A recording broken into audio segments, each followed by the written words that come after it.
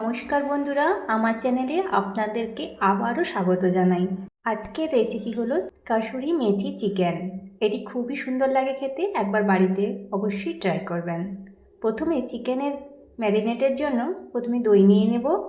দইয়ের সাথে নিয়ে নিচ্ছি এখানে 1 চামচ করে আদা রসুন বাটা আর রোস্টেড কাসুরি মেথি। এটাকে ভালো করে ফেটিয়ে নিয়ে চিকেনের সাথে ভালো করে মাখিয়ে নেব।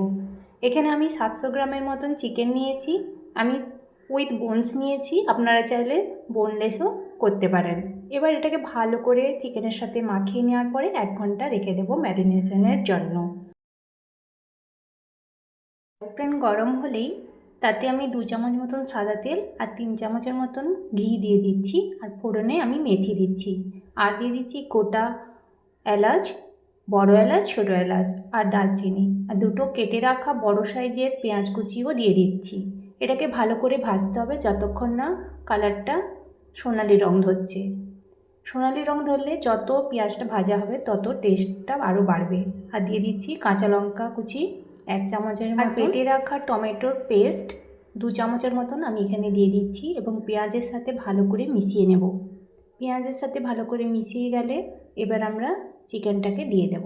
চিকেনটা দিয়ে ওই মশলার সাথে ভালো করে মিশিয়ে নিতে হবে জল ছাড়া।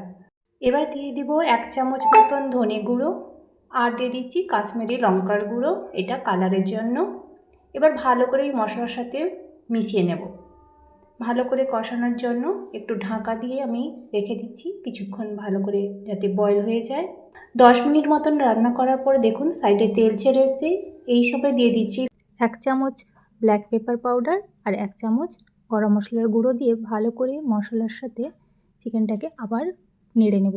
এবার দিয়ে দেবো রোস্টেড কাসুরি মেথি, আর দিয়ে দেবো 2 চামচ মতন ফ্রেশ ক্রিম। ফ্রেশ ক্রিম না থাকলে ঘরের দুধের যে সর থাকে বা মালাই, ওটাকেও ইউজ করতে পারেন।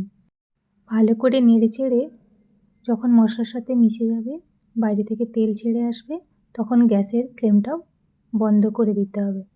রেডি হয়ে গেছে কাসুরি মেথি চিকেন, যা নান, পরোটা, রুটি এগুলোর সাথে খুবই ভালো লাগে। রেসিপিটা যদি ভালো লেগে থাকে অবশ্যই লাইক, কমেন্ট, শেয়ার করবেন।